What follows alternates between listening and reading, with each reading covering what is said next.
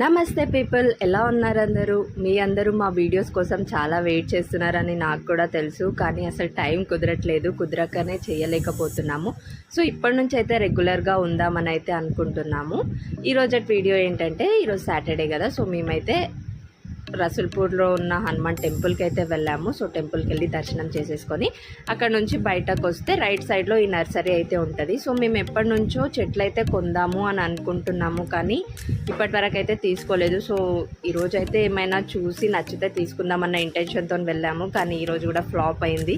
మేము వెళ్ళాము కానీ ఆ నర్సరీ ఓనర్ తినడానికి వెళ్ళాడంట. సో ఎంతసేపు వెయిట్ చేసినా రాలేదు.